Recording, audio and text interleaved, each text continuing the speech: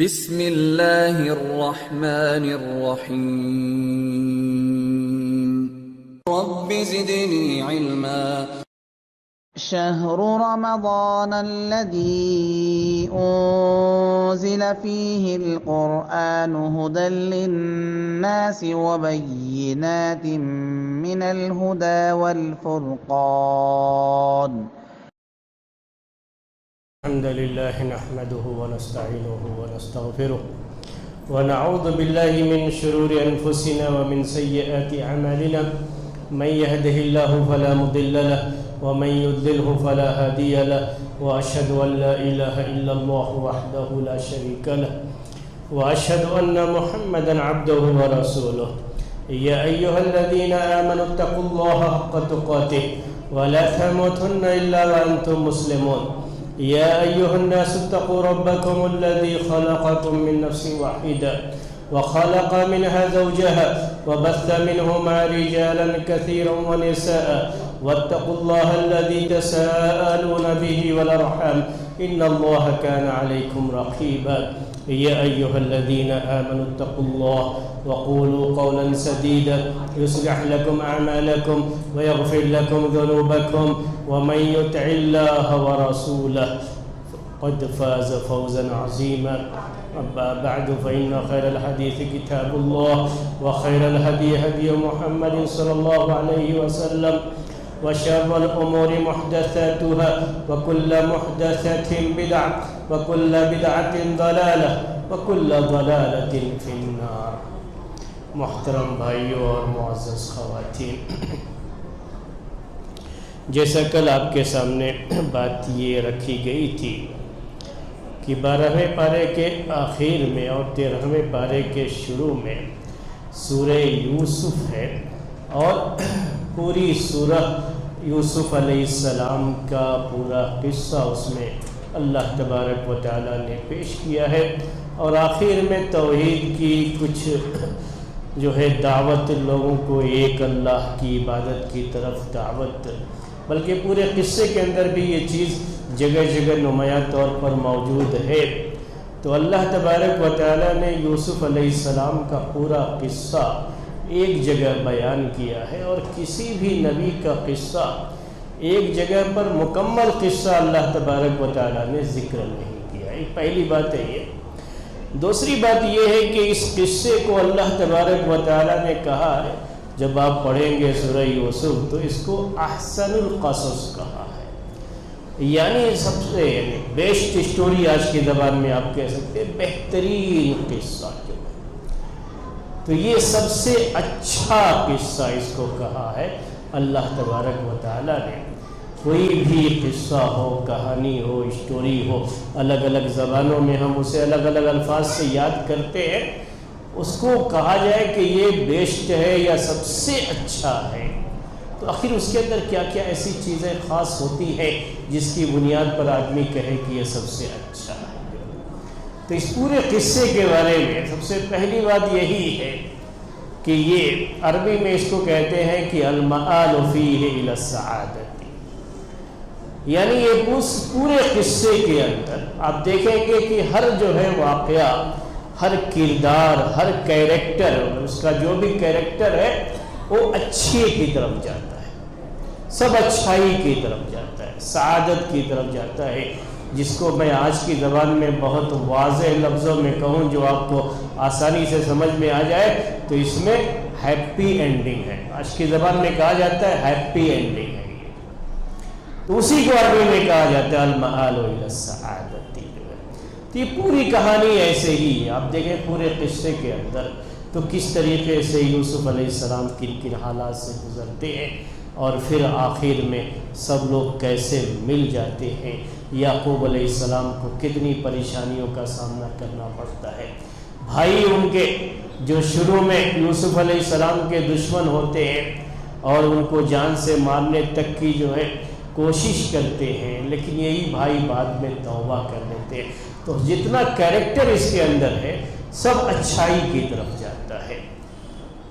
عزیز مصر کی بیوی جو یوسف علیہ السلام کو ورغلاتی ہے، لیکن یہ بھی آخر میں اپنی غلطی، پہلے تو اس نے سارا کی سارا معاملہ یوسف علیہ السلام کے اوپر ڈال دیا، لیکن پھر وہ اعتراف کرتی ہے اپنی غلط۔ تو ہر کیریکٹر اچھائی کی طرف جاتا ہے، اسی لیے اللہ تبارک و تعالیٰ نے کہا کہ یہ بہترین قصہ ہے اپنے بچوں کو سنانے کے لیے بھی، اور جو بچوں کی ایک طبیعت ہوتی ہے کہ وہ قصہ پسند کرتے ہیں، وہ چاہتے ہیں کہ ان کے سامنے قصے بیان کیے جائیں۔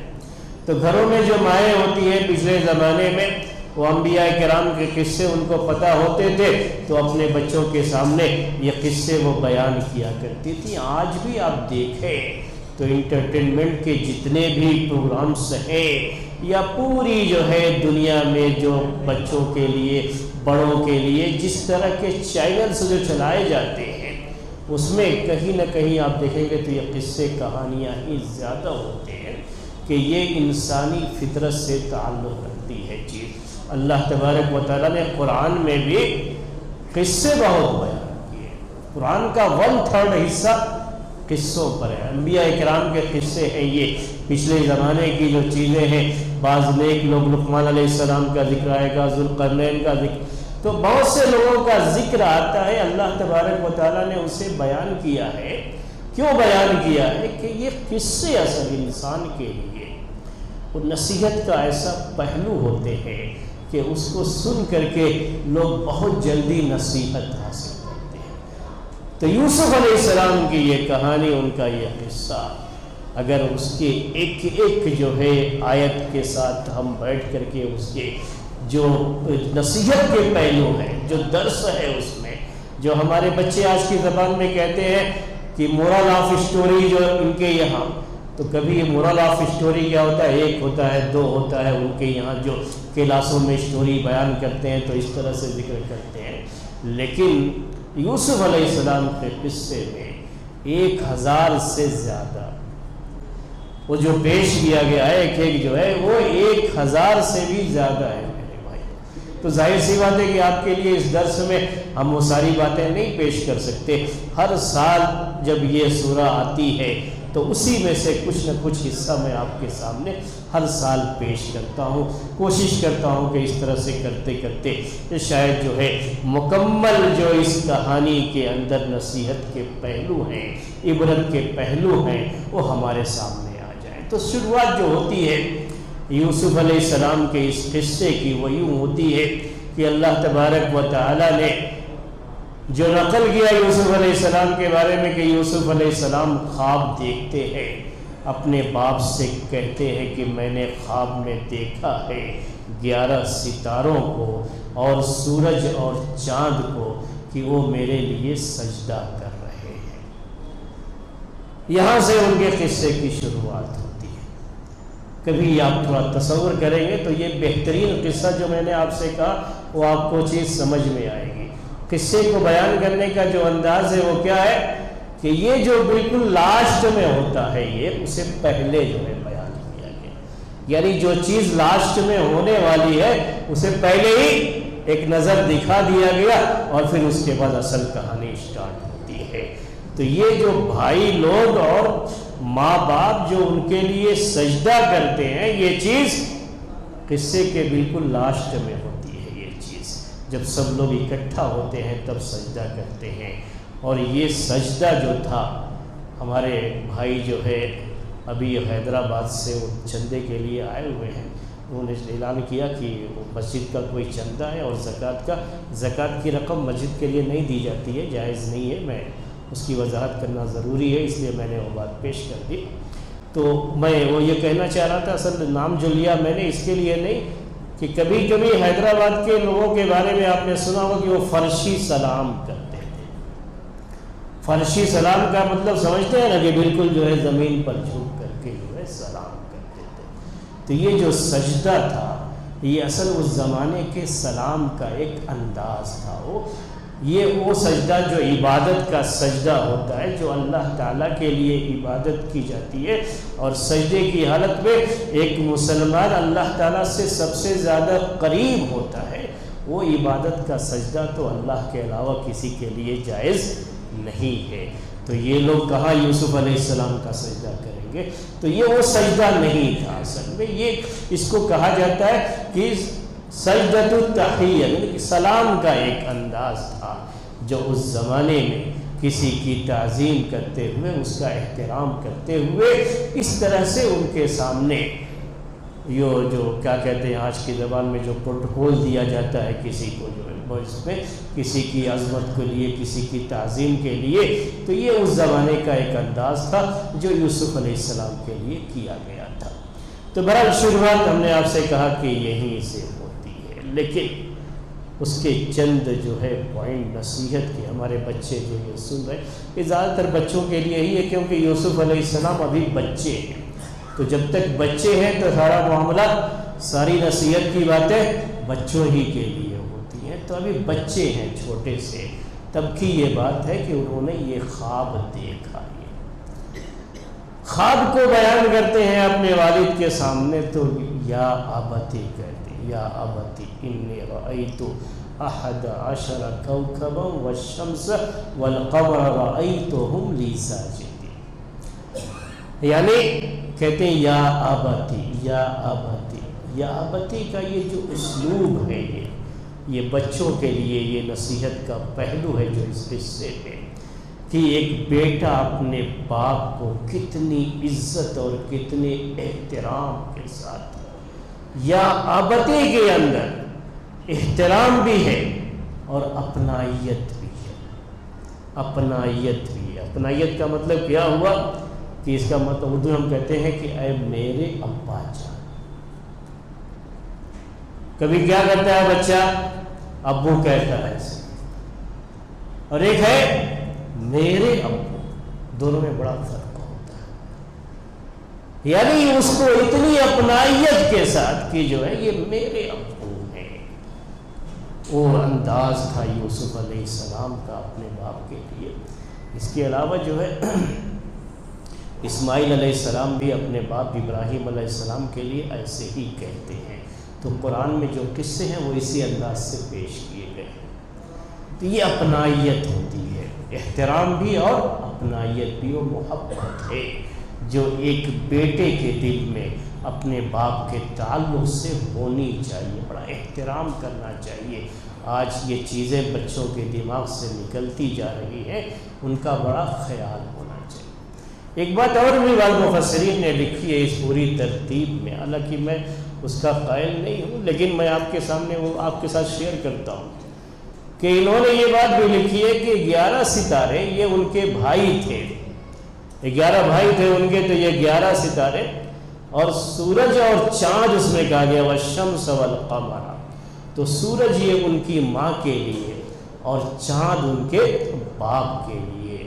تو یہ ماں کا ذکر پہلے آیا، باپ کا ذکر بعد میں آیا، کیونکہ ایک بچے کے لیے اس کی ماں کا جو مقام ہوتا ہے وہ بہت اونچا ہوتا ہے. لیکن میں نے کہا آپ سے کہ اولاً اس کے بارے میں کہ جو ہے شمس سے مراد ماں اور جو ہے قمر سے مراد یہ باپ، یہی پہلے بات تھوڑی ہے، اتنی ہضم نہیں ہوتی ہے. کیونکہ اگر ایسے ہی ترتیب دیکھیں گے تو پھر تو بھائیوں کا ذکر پہلے آ گیا، کیونکہ 11 ستاروں کا ذکر تو پہلے آ گیا ہے، سورج اور چاند کا تو بعد میں. تو کہیں گے کہ کیا بھائیوں کا احترام ماں باپ سے بڑھ کر کے ہے؟ تو ویسا جو ہے ایسی کوئی بات اس کے اندر نہیں ہے.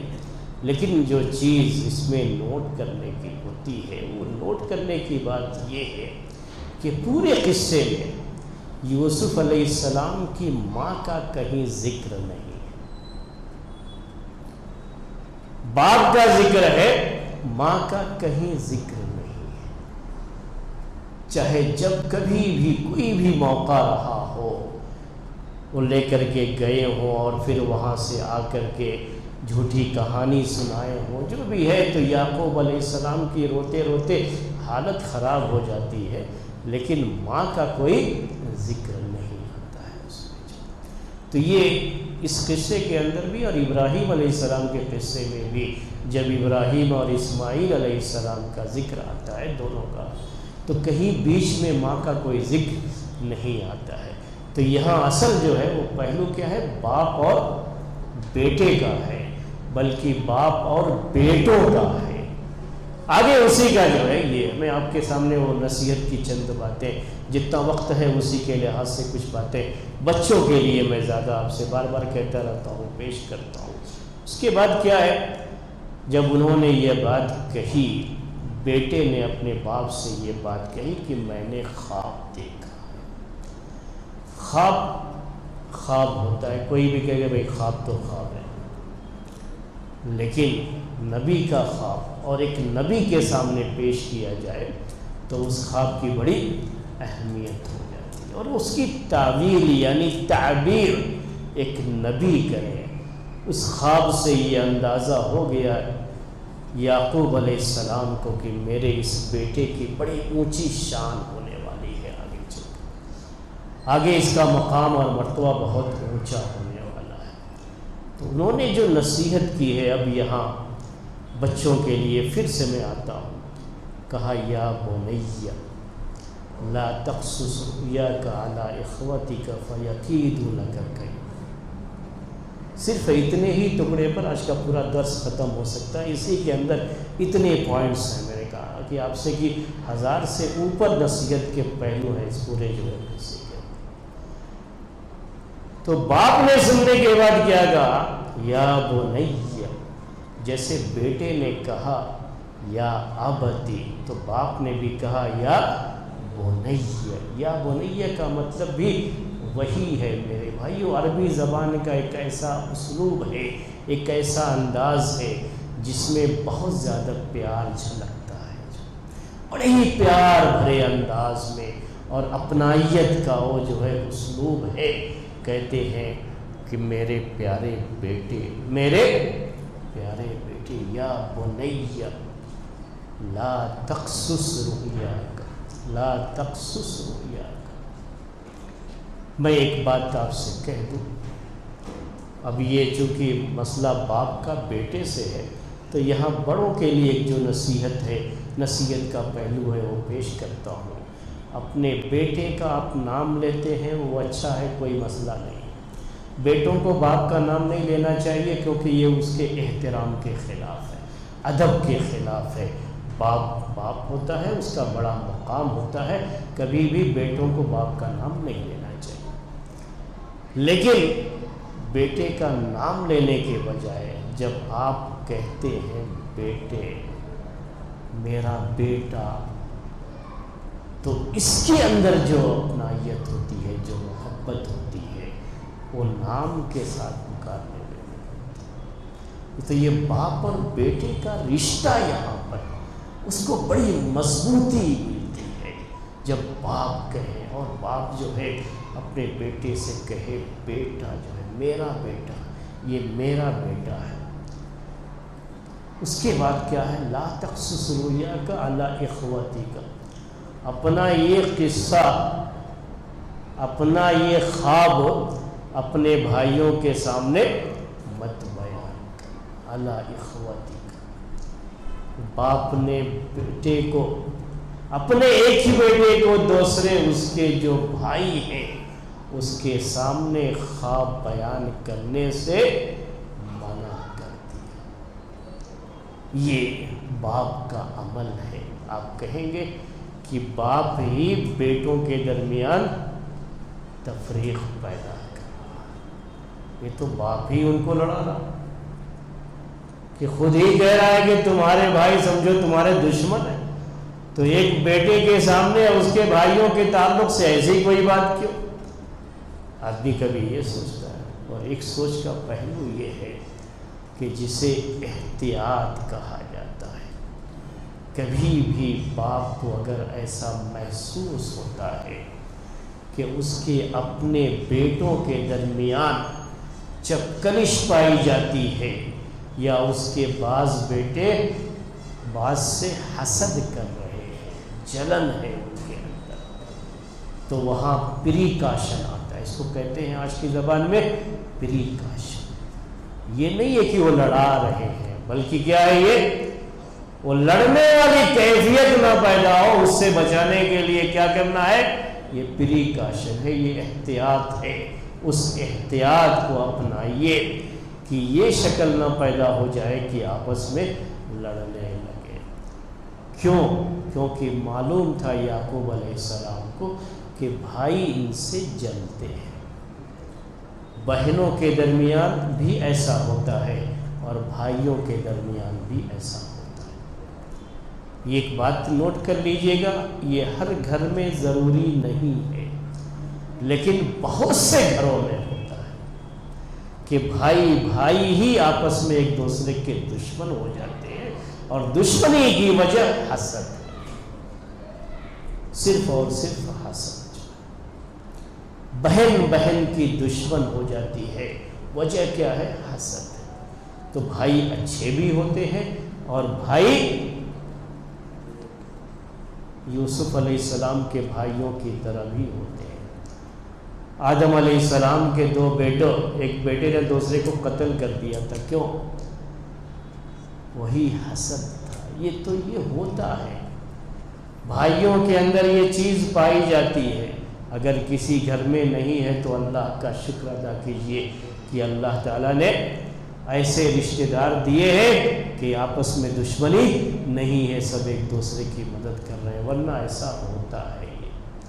یعقوب علیہ السلام کو چونکہ یہ پتہ تھا، عملاً یہ چیز تھی وہاں پر، تو اسی لیے یہ پریکاشن تھا. میں نے آپ سے کہا احتیاط کی یہ بات تھی کہ انہوں نے کہا کہ آپ اپنا یہ خواب اپنے بھائیوں کے سامنے مت بیان کرنا، تو کیا ہوگا؟ فَيَكِيدُوا لَكَ كَيْدًا، وہ تمہارے خلاف سازش کرنا شروع کر دیں. یہ ہے قید. جو قید کا مطلب ایسی چال چلنا کسی کے خلاف جس کی وجہ سے اس کو پریشانی ہو، جس کو ہم اردو میں سازش کرنا کہتے ہیں. تو یہ بھائی تمہارے خلاف سازش کا ایک ماحول بنا دیں گے، اور یہ حسد کی وجہ سے ہوتا ہے. اللہ تبارک و تعالیٰ نے اس کو ذکر کیا ہے. یعقوب علیہ السلام نے جو اپنے بیٹے سے بات کہی، وہ بات جو ہے بیان کی. یہ چیزیں جو ہے نوٹ کرنے کی ہیں. کبھی بھی بچوں کے درمیان اگر اس طرح کا معاملہ ہے تو ایک اچھے باپ کی حیثیت سے احتیاط کا تقاضا یہ ہے کہ ایسا طریقہ اختیار کیا جائے کہ یہ بچے آپس میں لڑیں نہیں. یہ نصیحت کا پہلو ہے. ایک اور جو ہے بات، خواب اگر اچھا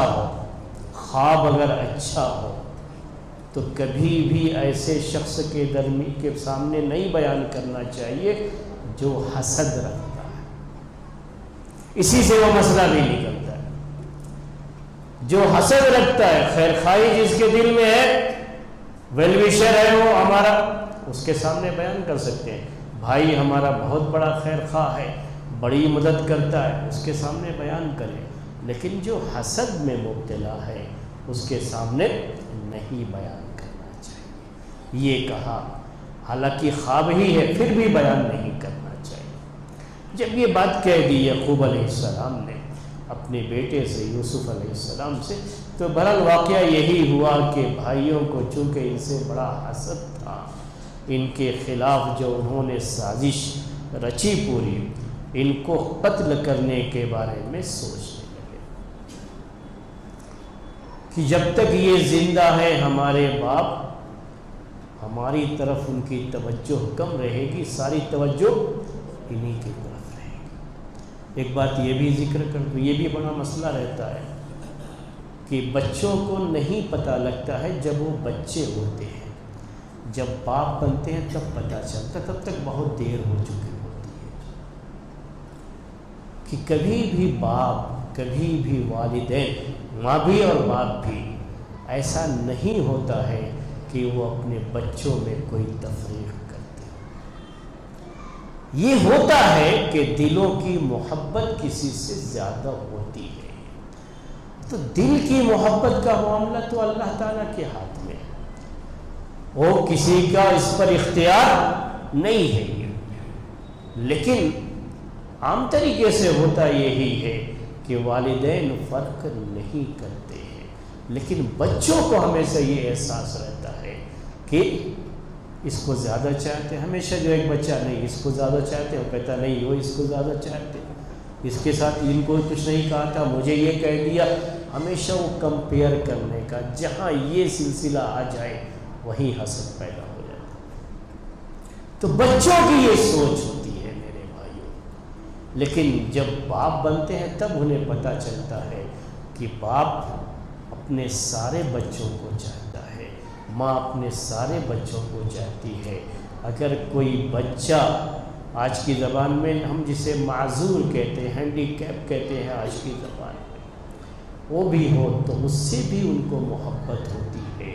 اور کبھی بھی ماں باپ اپنی اولاد کو اپنے کلیجے کا ٹکڑا ہی سمجھتے ہیں، لیکن بچوں کی سوچ الگ ہوتی ہے. تو یہاں پر بھی وہ معاملہ یوسف علیہ السلام کے بھائیوں کو یہ احساس کہ ہمارے باپ ہمارے اس بھائی کو زیادہ چاہتے ہیں ہمارے مقابلے میں، اگر ہمیں اپنے باپ کی توجہ چاہیے تو پہلے یہ راستے کا کانٹا ہے، اسی کو نکال دیجیے. یہ انسانی سوچ ہوتی ہے. میں نے آپ سے کہا کہ پورے قصے میں جو کیریکٹر ہے یہ اچھائی کی طرف جاتا ہے. جہاں یہ سوچ تھی کہ انہیں قتل کر دیا جائے، فوراً یہ سوچ بھی پیدا ہوئی کہ اگر ہمارا اصل مقصد کیا ہے کہ یہ ہماری باپ کی نظروں سے دور ہو جائیں، تو یہ تو مقصد حاصل ہو سکتا ہے کہ ہم اس کو کہیں دور دراز علاقے میں چھوڑ آئیں. گھر میں نہیں رہیں گے تو نہ رہے گا بانس نہ بجے گی بانسری، جو اردو میں کہا جاتا ہے. جب یہاں رہیں گے ہی نہیں تو مسئلہ ہی نہیں رہے گا. اس کو قتل کرنے کی کیا ضرورت ہے؟ چھوڑو، جو ہے کہیں لے جا کر کے کنویں میں ڈال دیں گے، جنگل میں چھوڑ دیں گے، وہاں سے کوئی گزرنے والا اٹھا لے جائے گا، اپنے یہاں لے جا کر کے پرورش کر لے گا. اور اسی رائے پر وہ لوگ متفق ہوتے ہیں. تو کہاں قتل کی سوچ اور کہاں ان کو زندہ رکھا جائے. تو آپ کو لگا کہ یہ کریکٹر ہمیشہ اچھائی کی طرف جاتا ہے. اس کے بعد ان کا جو بھی فیصلہ ہوتا ہے اس کے لحاظ سے وہ لے کر کے اپنے جو ہے اس بھائی کو بڑی اپنائیت کے ساتھ اپنے باپ سے کہتے ہیں کہ ہم لوگ جا رہے ہیں تو آپ ان کو بھی لگا دیجیے. ایسا ہوتا ہے. یہ کیا ہے؟ ہم کو کیا چیز سمجھ میں آتی ہے کہ انسان کے دل میں کچھ اور ہوتا ہے اور زبان سے کچھ اور کہتا ہے. یہ پتہ لگانا بڑا مشکل ہوتا ہے کہ یہ بات دل سے نکل رہی ہے یا زبان سے نکل رہی ہے. بھائیوں کے دل کے اندر تو تھا کہ ان کو لے جا کر کے کہیں چھوڑیں گے، لیکن زبان سے کیا کہہ رہے ہیں کہ جیسے یوسف علیہ السلام کے اتنے بڑے خیر خواہ ہیں کہ وہ چاہ رہے ہیں کہ یہ بھی ساتھ میں جائیں، ہمارے ساتھ رہیں گے، تھوڑا دل ان کا بھی بہل جائے گا. یعقوب علیہ السلام کو پتہ تھا کہ بھائی ان کے ساتھ برا کر سکتے، انہوں نے روکنے کی پوری کوشش کی، لیکن چونکہ بھائی طے کر کے آئے تھے اور اللہ تعالیٰ نے یہ چیز مقدر کی تھی. سب سے پہلی بات ہمارے ایک ایمان والا ہونے کے لحاظ سے یہ اللہ تعالیٰ نے مقدر کی تھی چیز، اور بھائی لے کر کے ان کو گئے. بھائیوں کا جب معاملہ ان کو لے کر کے جاتے ہیں، پھر ان کا معاملہ یہی ہے کہ لے جا کر کے اس کو کنویں میں ڈال دیتے ہیں. اب تھوڑی دیر کے لیے آپ سوچئے، یہ بچے تھے، وہ کسی بھی بچے کے تعلق سے آپ سوچئے کہ اگر اس کو ایسے ہی لے جا کر کے کنویں میں ڈالا جائے تو وہ بچہ مچلے گا نہیں، آواز نہیں لگائے گا، روئے گا نہیں. کیا اس کی جو ہے آپ سوچئے تھوڑی دیر کے لیے کہ اس کی کیفیت کیا ہوگی. اوپر سے اندھیرے کنویں میں لے کر کے ڈال دے کوئی تو سانس تو وہی رک جاتی ہے. اسی لیے لوگ کیا کرتے ہیں، جب قصہ بیان کرتے ہیں تو اتنی من گھڑت باتیں ساتھ میں شامل کرتے ہیں. قرآن میں جتنا ہے وہ ہمارے لیے کافی ہے کہ وہ جبرائیل علیہ السلام آئے، بڑے آرام سے ان کو پکڑا. یہ ساری چیزیں جب کہیں گے تو پھر اس قصے کے اندر جو نصیحت کا پہلو ہے وہ تو سب ختم ہو جاتا ہے. بات اصل تو نصیحت یہی ہے نا کہ یوسف علیہ السلام کتنی پریشانی کے دور سے گزرے. جب اللہ تعالیٰ کی طرف سے پورا انتظام ہی کر دیا گیا، بڑے آرام سے ان کو وہاں رکھا گیا، تو پھر تو نصیحت کا پہلو ختم ہو جاتا ہے. بہرحال ان کو جو ہے اس میں ڈالا گیا. گزرنے والا جب گزرتا ہے قافلہ اس کے اندر جو ہے ڈول ڈالتا ہے اپنی، آج کے زمانے میں بکٹ کہہ لیجیے، تو اس کے بعد کھینچنے کے بعد جب اوپر آتا ہے بکٹ تو کہتا ہے یا بشرا ھذا غلام، یوسف علیہ السلام جب انہوں نے بکٹ دیکھا، بچے تھے، رونا چاہیے تھا اندر، لیکن کہیں رونے کا کوئی ذکر نہیں، رسی کو پکڑ کر کے اوپر آ جاتے ہیں وہ، جیسے ہی ان کے سامنے یہ چیز آتی ہے اوپر آ جاتے ہیں، جس کو اللہ تبارک و تعالیٰ نے بیان کیا۔ جب آپ اس کو اسی کے لحاظ سے سوچیں گے نا، تب اس بچے کی اہمیت معلوم ہوتی ہے کہ ایک چھوٹے سے بچے ہونے کے باوجود بھی اتنی مشکل وقت میں کس طریقے سے انہوں نے صبر کیا کہ ان کے رونے کا کہیں کوئی ذکر نہیں آتا، اور جب تھوڑی سی جب امید جگی انہیں، وہ بکٹ دیا جائے تو رسی بھی رہی ہوگی، رسی کو پکڑ کر کے وہ اوپر تک آئے، اور کہیں کوئی چیز کسی بھی بات کا کوئی ذکر نہیں۔ اس گزرنے والے کہتے ہیں یا بشرا ھذا غلام۔ یہ چیزیں جو ہے یہی ہیں اس میں نصیحت کی، بچہ چھوٹا ہو لیکن چھوٹے سے ہی اس کو اس طرح کے حالات سے گزارا جائے تو یہ تربیت بہت اچھی ہوتی ہے۔ یوسف علیہ السلام کی تربیت کا یہ انداز اللہ تبارک و تعالیٰ نے رکھا، آگے چل کر کے ان کو مصر کی بادشاہت ملنے والی تھی، تربیت کا یہ انداز رکھا تھا۔ بہرحال میں نے آپ سے شروع میں ہی یہ بات کہی تھی کہ وقت بہت جلدی ہو جائے گا، اور پوری بات تو نہیں ہوتی ہے، ہر سال کچھ نہ کچھ اس کا حصہ آپ کے سامنے پیش کرتے ہیں۔ آج کا درس اسی پر ختم کرتے ہیں۔ سبحانک اللہم و بحمدک، اشہد ان لا الہ الا انت، استغفرک و اتوب الیک۔